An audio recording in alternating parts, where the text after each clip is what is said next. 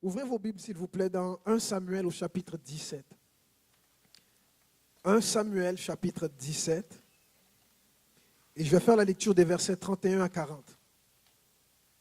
Je vais lire dans la version français courant ce matin. 1 Samuel 17, 31 à 40. Vous êtes prêts? Voilà. Tout le monde entendit parler de l'intérêt de David pour cette affaire. Saül lui-même en fut informé. Il fit aussi venir David, qui lui dit, « Majesté, personne ne doit perdre courage à cause de ce Philistin. J'irai, moi, me battre contre lui. » « Non, répondit Saül, tu ne peux pas aller le combattre. Tu n'es qu'un enfant, alors qu'il est un soldat depuis sa jeunesse. »« Majesté, reprit David, quand je garde les moutons de mon père, si un lion ou un ours vient et emporte un mouton du troupeau, je le poursuis, je le frappe et j'arrache la victime de sa gueule. S'il se dresse contre moi, je le saisis à la gorge et je le frappe à mort. C'est ainsi que j'ai tué des lions et des ours. Eh bien, je ferai subir le même sort à ce Philistin païen, puisqu'il a insulté l'armée du Dieu vivant. Le Seigneur qui m'a protégé des griffes du lion et de l'ours saura aussi me protéger des attaques de ce Philistin.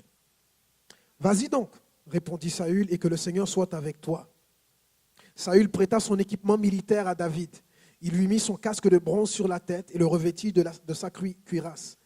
David fixa encore l'épée de Saül par-dessus sa cuirasse, puis il essaya d'avancer.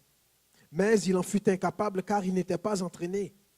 Alors il déclara qu'il ne pouvait pas marcher avec cet équipement par manque d'habitude et il s'en débarrassa. Il prit son bâton et alla choisir 5 pierres bien lisses au bord du torrent. Il les mit dans son sac de berger, puis la fronde à la main. Il se dirigea vers Goliath. Amen. Anne ne savait pas sur quoi j'allais prêcher ce matin, mais elle a parlé de beaucoup de choses que j'ai à vous communiquer. Est-ce que vous avez déjà affronté un géant? Vous savez, la vie, elle est pleine de défis. Il y en a des petits et il y en a qui sont de taille.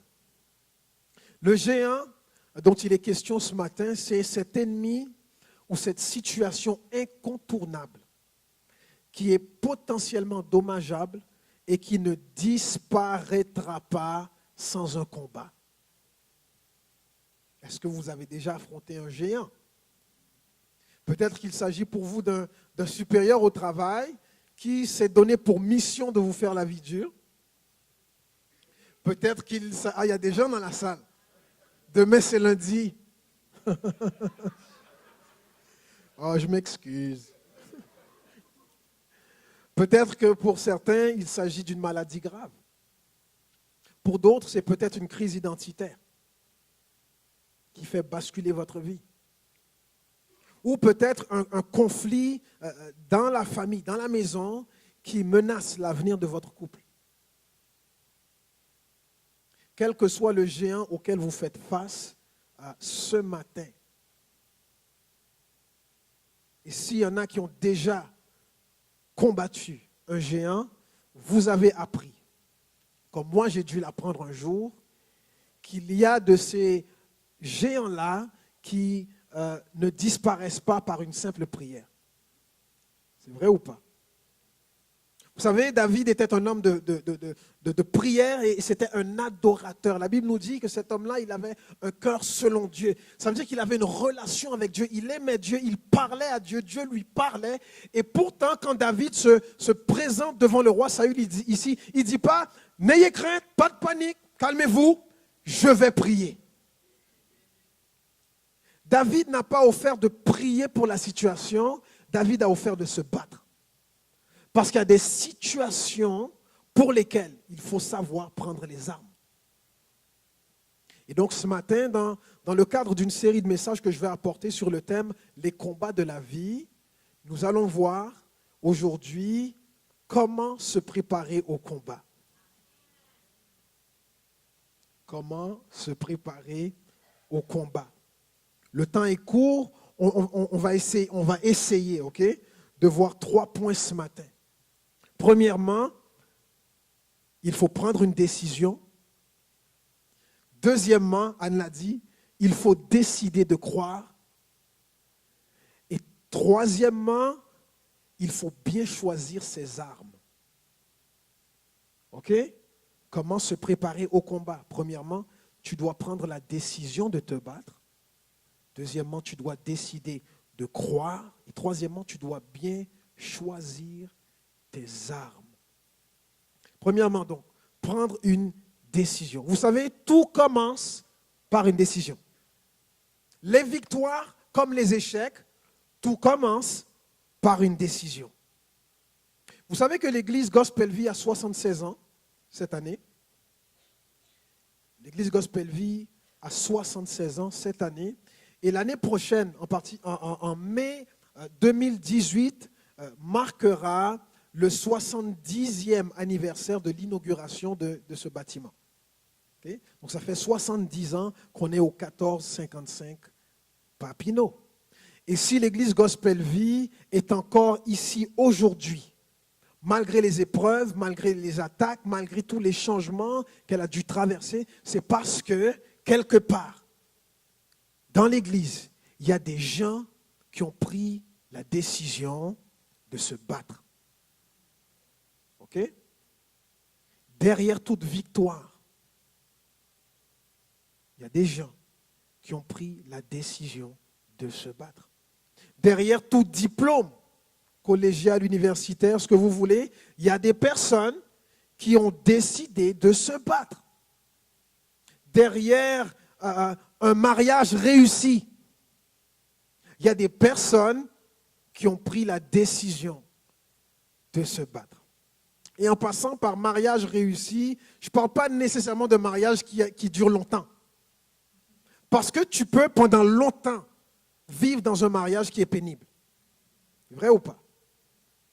Pour ceux qui ont été à un mariage cet été, la saison des mariages tire à sa fin, si ce n'est pas déjà terminé. Souvent, lors d'une réception de mariage, il y a un animateur, OK, et qui cherche parfois à savoir qui est marié depuis quand dans la salle. Vrai ou pas? Vous avez déjà joué à ce jeu-là? Qui est marié depuis 5 ans? Yeah, il y a des gens qui lèvent la main. Bravo, tout le monde applaudit, on est content. 10 ans, il y a des gens qui lèvent la main, on est content. 200 ans, oh, il y en a un coup. Gloire à Dieu, alléluia, ça fait longtemps. La longévité, oui, mais la qualité aussi. Ce n'est pas seulement la durée du mariage, c'est la qualité de la relation pendant la durée. J'en profite pour réitérer aux couples qui sont dans la salle que le 3 et 4 novembre prochain, il y aura une retraite pour couple. Et donc, on va recevoir des outils, pas seulement pour travailler à la longévité de notre mariage. Le but, ce n'est pas juste de toffer la relation, mais on va travailler aussi sur la qualité de la relation. Donc si, mesdames, vous êtes assises à côté de votre époux ce matin, un petit coup de coude, mon minou, amène-moi à la retraite. On va travailler sur la qualité de notre relation. Il se passe quelque chose ici. Le peuple d'Israël, dans le texte qu'on lit, on a seulement lu une portion, ok? Vous lirez le reste à la maison, parce que c'est vraiment passionnant ce qui se passe là. Le peuple d'Israël est en danger, parce que les Philistins se sont levés et ont décidé de les détruire. Et ce n'était pas rare qu'un royaume se lève contre un autre royaume dans le but de le détruire ou de l'appauvrir ou de les assujettir, ça veut dire en faire des esclaves, pour les dépouiller de leurs richesses afin de les ajouter à leur butin. Donc ce n'était pas rare. Et ici les Philistins se lèvent, ils n'aimaient pas le peuple d'Israël et ont décidé de les détruire. Et donc les deux armées sont là l'un face à l'autre et de l'armée des Philistins se lève un homme. Et dès qu'il s'est levé, tout le monde l'a vu parce que c'était un géant. Le géant Goliath qui dit, écoutez, ce n'est pas la peine de verser plein de sang partout. Moi, je vais me battre contre un de vos gars et celui qui gagne, il règne sur l'autre peuple. Ça veut dire que si vous perdez, vous devenez nos esclaves. Et si nous on perd, nous on devient vos esclaves. Et tout le monde dans l'armée du roi Saül, tout le monde a peur. Tout le monde a peur. Personne ne veut y aller. Même le roi Saül ne veut pas y aller. Et c'est lui qui est censé être le champion du peuple d'Israël. Même lui, il a peur, il ne veut pas aller se battre. Et arrive le jeune David. David, qui parle à plusieurs personnes, il veut savoir qu'est-ce qui se passe, parce que son père l'a envoyé apporter de la nourriture à ses frères. David n'était pas un soldat, il était un berger. Il arrive là pour apporter de la nourriture à ses frères, et il voit tout le monde, et là, les gens ont peur. Il y a un gars qui n'arrête pas de parler fort, il est super grand, dis donc. Et David, il dit, moi, je vais aller me battre contre lui. Et donc, le bruit court, il y a quelqu'un qui veut se battre contre Goliath. Ce n'est pas un soldat, c'est un petit garçon, un berger. Il n'y a pas d'armure, pas d'épée, rien. Il sent la chèvre, c'est bizarre. Et on l'amène à Saül. Et on dit, voici un petit garçon qui veut aller se battre. Et Saül se présente devant le roi et il dit, moi, j'irai me battre contre lui. Avant d'en arriver à dire, moi, je vais me battre, David, dans son cœur, a pris une décision. David a pris une décision dans son cœur. Pourtant, il n'était pas venu pour ça. Il était venu apporter de la nourriture à ses frères. Vous savez, des fois, tu te lèves un matin, tu ne sais pas ce qui t'attend dans la journée. Tu ne sais pas, des fois, qu'il y a une décision cruciale qui t'attend. Et tu te mêles de tes affaires, tu vas qu'à tes occupations et une situation te tombe dessus. Un géant te tombe dessus et tu as le choix de dire je vais me battre ou je vais m'enfuir. La décision est à toi. Personne ne peut prendre la décision pour toi. Et peut-être que depuis un certain temps, tous les matins tu te lèves, tu vas travailler, tous les soirs tu rentres à la maison, tu vas te coucher. Et chaque jour, il y a un géant qui, comme Goliath, crie, qu'est-ce que tu attends pour m'affronter? Et toi, tu as peur. Toi, tu as peur. Pour certains, c'est un créancier qui appelle tous les jours, il veut son argent. Et toi, gloire à Dieu, tu as l'afficheur. Quelle belle technologie quand même, hein? Et toi, au lieu d'affronter cet appel, non, tu laisses sonner, c'est un télémarketing. C'est bon, je suis occupé, on mange là. Toutes les raisons sont bonnes pour ne pas répondre au téléphone. Mais pose-toi la question, lorsque tu es en face d'un géant comme ça, qu'est-ce qui risque d'arriver si tu ne l'affrontes pas? Qu'est-ce qui risque d'arriver si tu n'affrontes pas cette épreuve? L'enjeu pour le peuple d'Israël, c'était leur liberté. Goliath leur dit, on se bat, si vous gagnez, nous devenons votre esclave, et si nous on gagne, vous devenez nos esclaves. L'enjeu, c'était leur liberté. Et donc, il devait avoir un combat, et ce combat-là allait déterminer si Israël allait être libre et maître chez eux, et en plus devenir maître de l'ennemi, ou si Israël allait devenir esclave d'une autre nation. C'était ça l'enjeu. Et s'il ne faisait rien, Goliath et son armée n'allaient pas rester là vitam aeternam. Tôt ou tard, ils allaient attaquer. Et sachant qu'ils avaient tous peur, vraisemblablement, ils seraient devenus esclaves, le peuple d'Israël. Si toi, tu ne fais rien en face de ton géant, c'est quoi l'enjeu? Dans quel domaine tu risques de devenir esclave? Dans quel domaine tu risques de perdre ta liberté? Qu'est-ce qui va arriver si tu ne fais rien? Si tu continues de ne pas répondre à cet appel, si tu continues de laisser ce conflit-là perdurer et envenimer davantage la situation, si tu continues à ne pas te lever pour prendre les choses en main, qu'est-ce qui risque d'arriver? Soit tu remportes le combat, tu maintiens ta liberté et tu deviens maître de cette situation et de cet ennemi-là, soit tu te laisses détruire et tu deviens esclave. Est-ce qu'il y a quelqu'un ici ce matin qui est sur le point, qui risque de devenir l'esclave de ses créanciers parce que tu laisses aller les choses? Est-ce qu'il y a quelqu'un ici qui risque de devenir esclave d'une dépendance parce que tu ne prends pas les choses en main? Est-ce qu'il y a quelqu'un ici qui risque de vivre cette situation pénible et douloureuse de façon permanente parce que tu refuses de te battre? Dans quel domaine est-ce que tu risques de perdre ta liberté? Dans tes finances, ton avenir, dans tes pensées? Et maintenant, pose-toi la question, qu'est-ce qui risque d'arriver si je prends la décision aujourd'hui de me battre?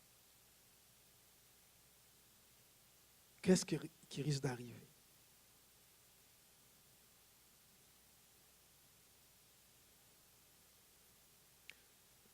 Il y a une jeune personne dans la salle à qui le Seigneur dit, tu as souffert aux mains de personnes à qui tu as fait confiance et ils ont abusé de toi. Et le Seigneur te dit, si tu les affrontes, si tu te bats, tu vas gagner et tu vas retrouver ta vie. Mais il faut que tu te battes. Il faut que tu te battes. Sinon, tu vas rester une victime toute ta vie. Tu dois te battre. Une autre personne à qui le Seigneur dit, n'abandonne pas ton mariage. Toutes les promesses que je t'ai faites, elles sont vraies. Bats-toi pour ce que je t'ai donné. Bats-toi. Baisse pas les bras. Jette pas la serviette. Bats-toi. Je suis avec toi. Bats-toi pour ce que je t'ai donné. Il y a un homme aussi tu demandes au Seigneur, tu pries, tu demandes au Seigneur de t'ouvrir des portes parce que tu veux gravir les échelons, tu veux que Dieu te bénisse, qu'il ouvre des portes pour toi comme il a fait pour Joseph.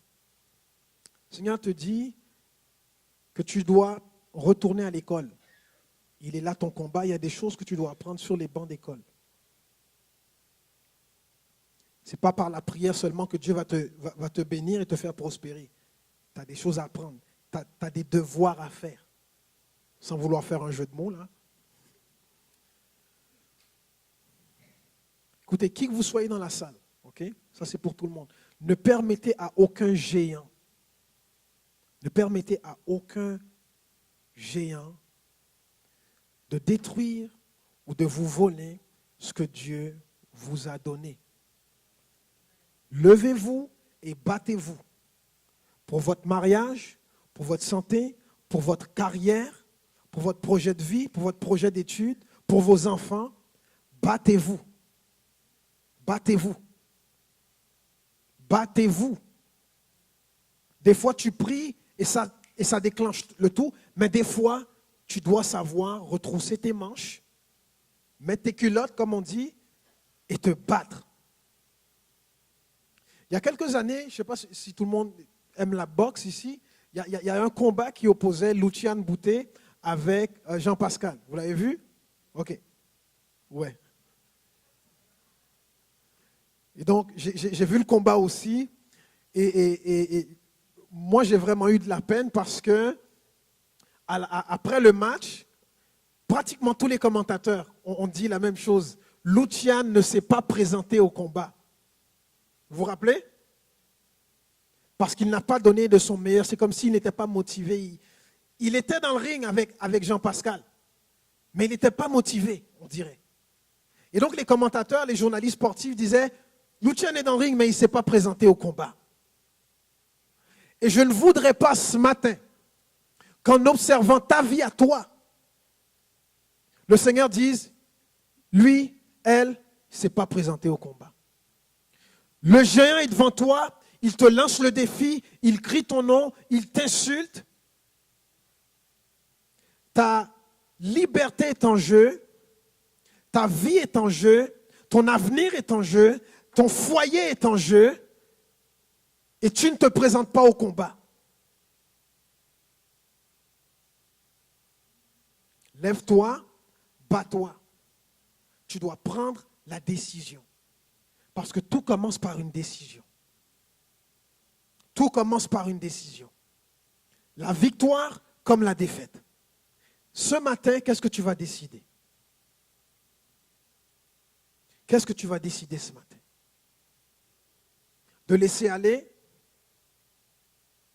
De laisser les choses aller fermant les yeux en disant ça va bien aller demain, le temps arrangera les choses. Ce n'est pas vrai que le temps arrange toujours les choses.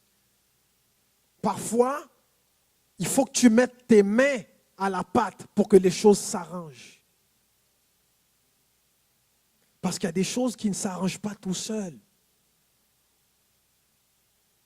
Et le travail du temps, ce n'est pas de faire le travail à ta place. Ce n'est pas seulement le temps qui s'écoule, c'est qu'est-ce que tu fais pendant que le temps s'écoule qui va arranger les choses. Aujourd'hui, plusieurs ont une décision à prendre. Tu es en face de ton propre Goliath et tu dois décider de te battre. Ne fais pas comme les Israélites et ne fais surtout pas comme Saül, qui avait peur. Personne n'osait s'avancer. Personne n'osait répondre au défi lancé par Goliath. Tout le monde restait dans sa tente, à trembler. Pourtant, ils étaient tous armés. Tu es armé et tu as peur.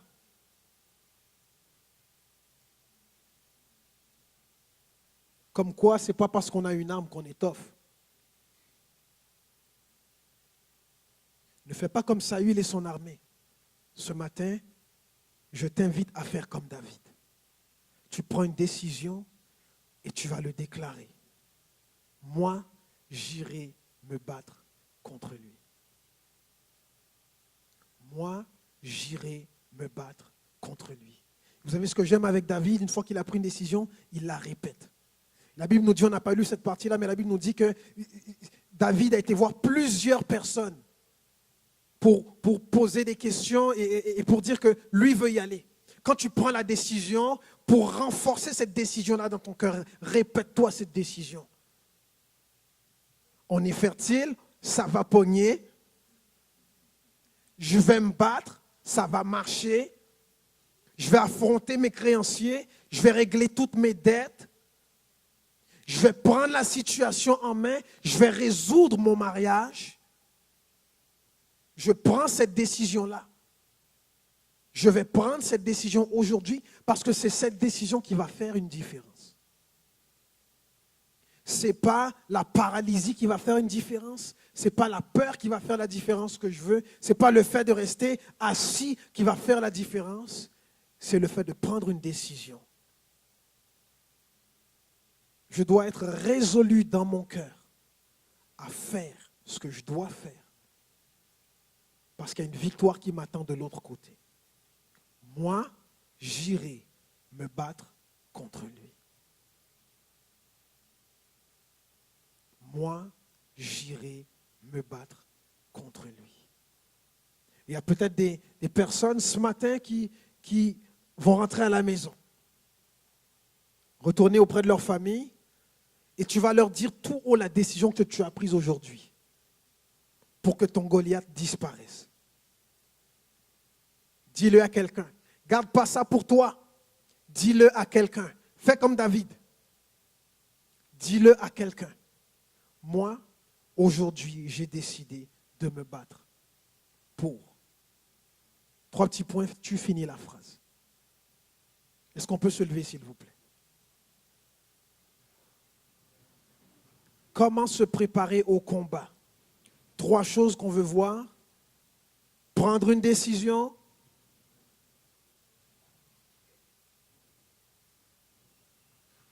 De se battre. Décider de croire. Et de chasser la peur. Puis bien choisir ses armes.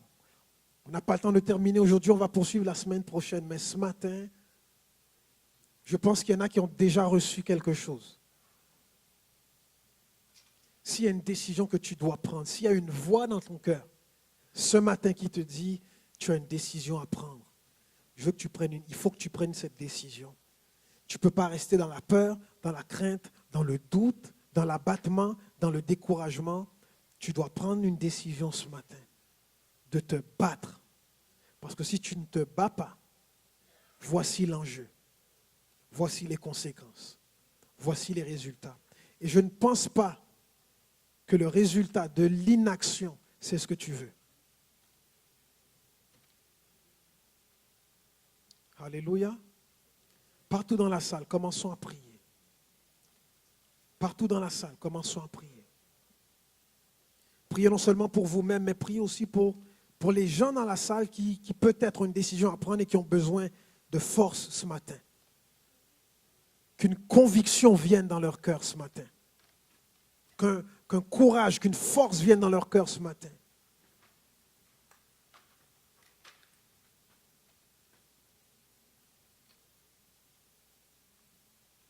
Prie.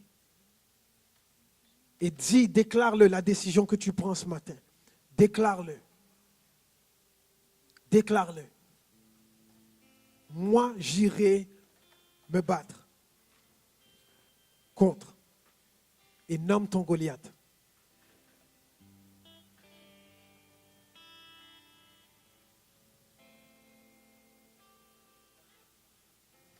Alléluia.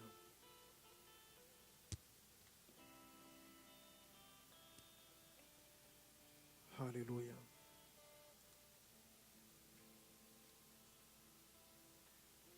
Seigneur, je vais te demander ce matin, toi qui es présent parmi nous, par ton esprit, que tu passes dans les rangs, que tu touches les cœurs, que tu touches les vies.